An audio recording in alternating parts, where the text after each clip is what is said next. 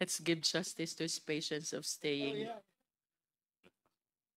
Mr. Taguba, do you confirm that you're the same Taguba who was convicted for smuggling of shabu? Yes, Your Honor. And do you stand still with the statements that you have given in this judicial affidavit? I believe this is dated August 27, 2024. Ito po ba'y pinaninindigan nyo pa rin? Yes, Your Honor. Yes. Mr. Taguba, please walk us through. Bago po ba kayo na-involve dito sa kasong ito? Nasaan po kayo? Anong ginagawa nyo? Please start with EMT. What is EMT? EMT trading, for Your Honor, is consignee for hire. So,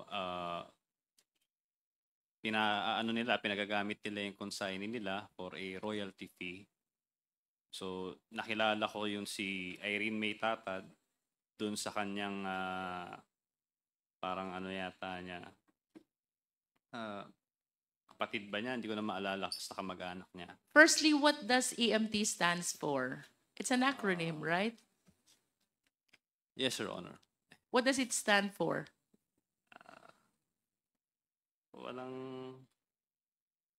Hindi ko po alam eh. I found names here which appear to be consistent with these initials. If you will confirm, does it stand for Irene, TJ, and Mark?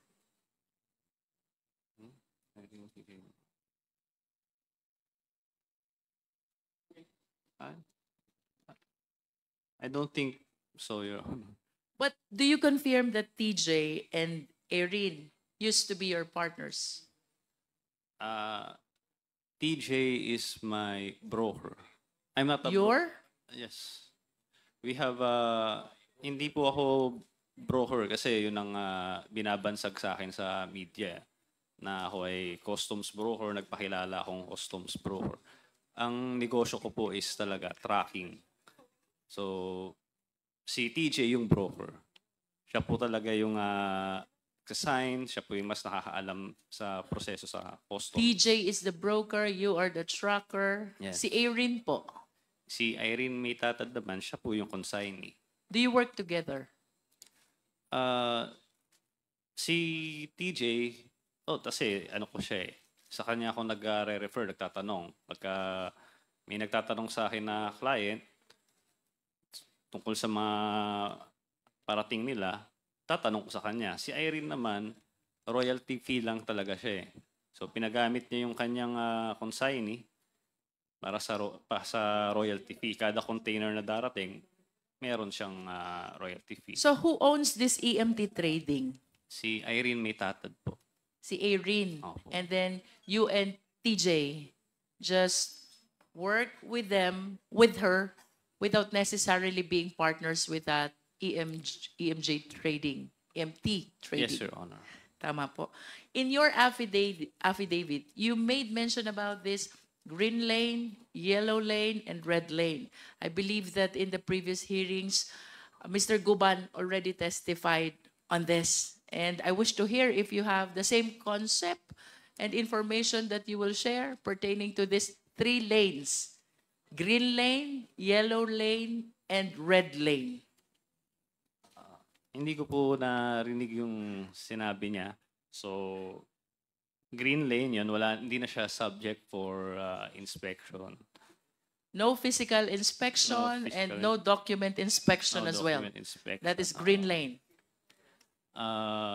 Yellow lane, kung di po ako nagkakamali,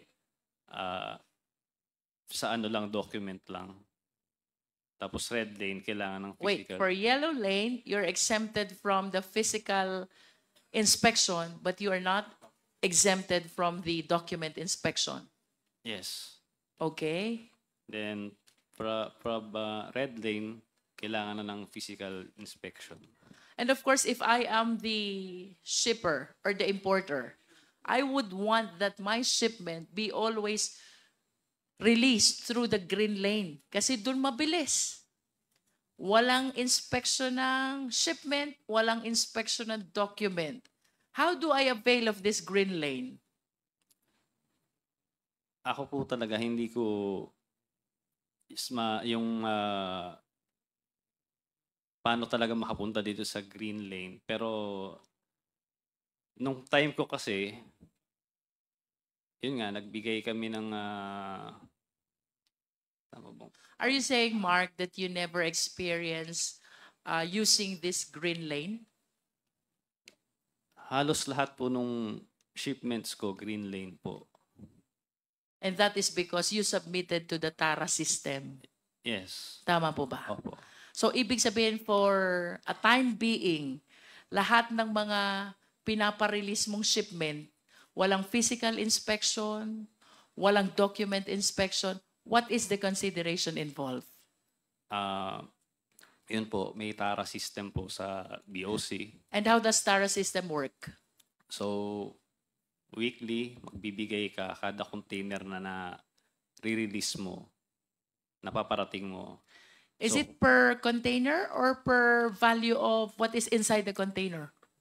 per container. Per container. Opo. How much per container? Iba-iba po kasi. So, iba-ibang Iba-iba depending on? iba-ibang departamento. So, nakalagay po dito yun. May mga text messages po ako. Mga Yes, screenshots. you Oo. mentioned a lot of offices. Can you please enlighten us on this? Anong mga opisina kailangang magbigay? Tama ba yung tanong ko, Mark? Opo. And So- that is what TARA system is all about? Yes, Your Honor. So, What offices are you referring to here? So, tinitignan ko po itong affidavit ko. Ito lang yung mga naalala ko. IG, ESS, Collector, CIIS. Alam ko na You breakdown mentioned ko in na to. paragraph 15 of your affidavit, MICP, SSPDC, COMSEN, CIIS, CIIS District, IPRD, IG, ESS, ESS District, FED, AOCG, and IAS. If you total the token that you will be giving to all these offices for one container, Mark, magkano yun? May breakdown po kasi ako nito dati. Your At Honor, least the approximate amount. Are you trying to tell us na kada office iba yung amount? yes, Your Honor, iba. I see. But you can at least give us an approximate amount. The total amount that you give for one container to cover all these offices. I believe these are 11 or 12 offices. Matagal na po kasi pero naalala ko po kasi lahat po kasi ng container ko, uniform po yung ano niya eh. Yung Flat rate. binabayad. Oh. So, 170,000 Per container. per container. So, kailangan ko pong, kasi kagabi lang po yung ano eh, yung, kagabi ko lang nalaman na pupunta ako dito. Nagulat po kasi ako. I understand. Hindi ako handa. Can you give us an approximate number of containers na napaparating mo in a month? Sa isang linggo, maabot ako ng 100 eh, Wow. na container. That's 1 week only? Opo.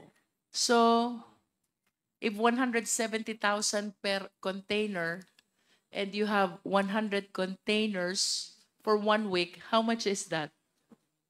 17 million? Mga ganun po. Hindi ko po pera yun.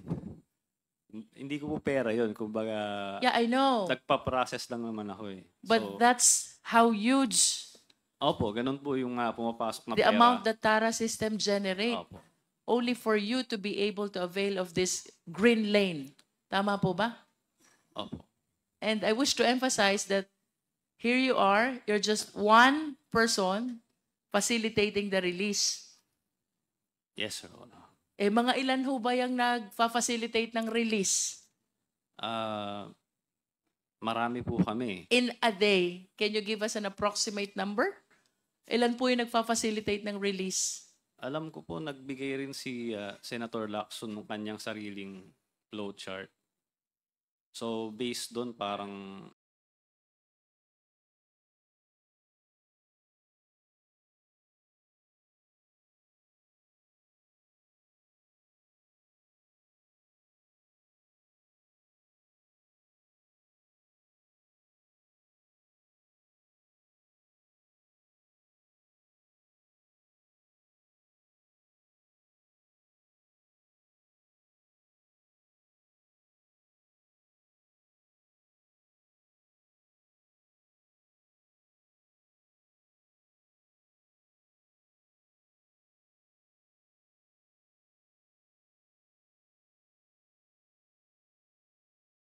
Drugs Committee.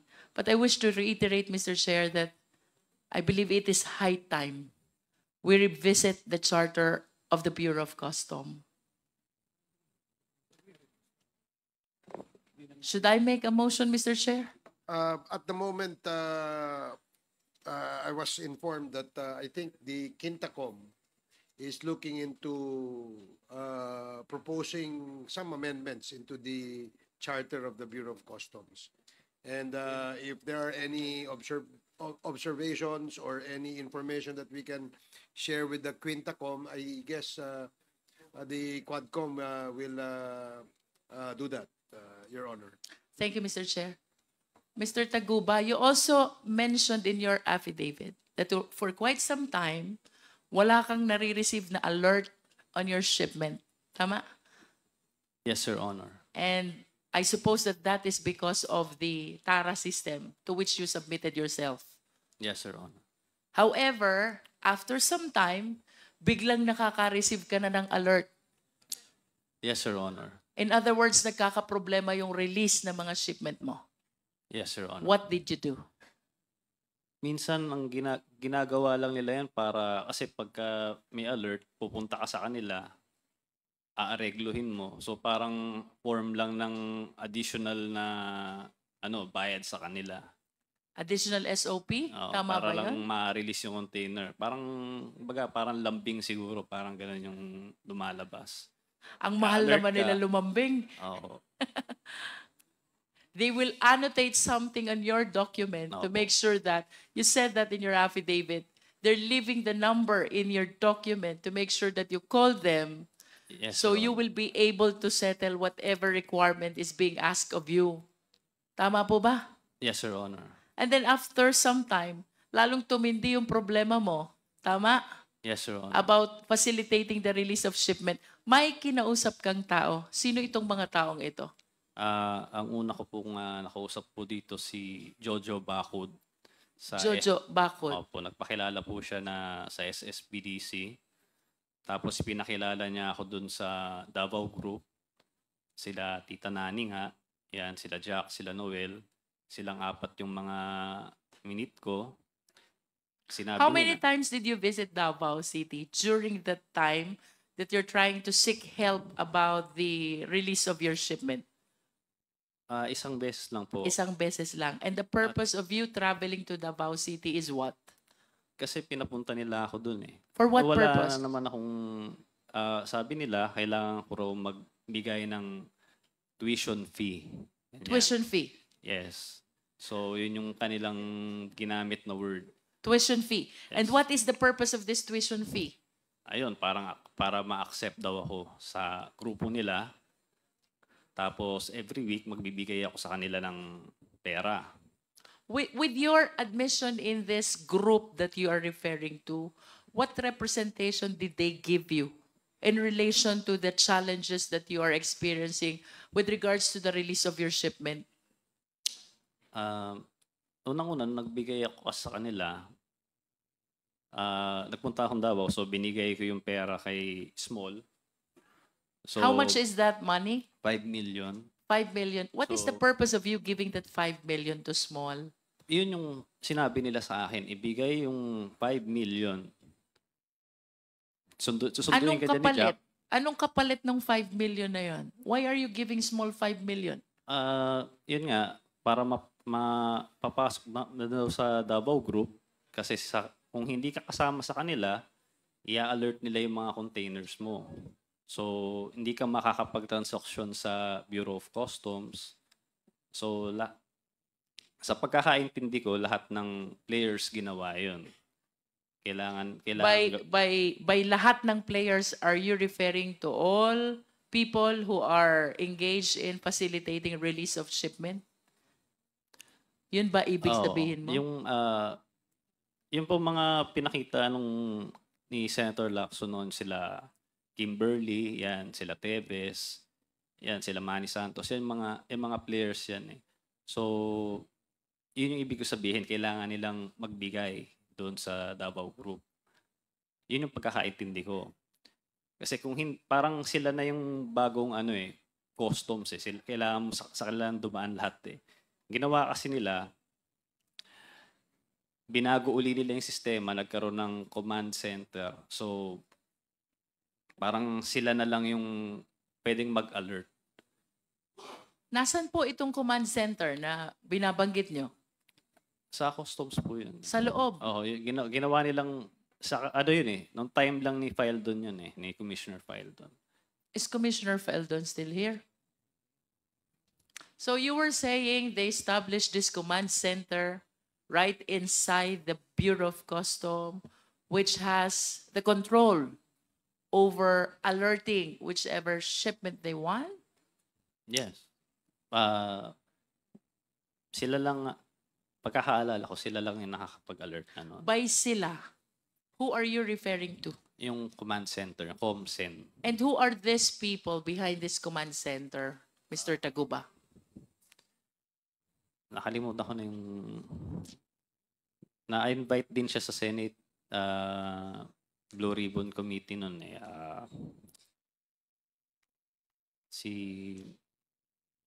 Nakalimutan ko na yung pangalan niya eh.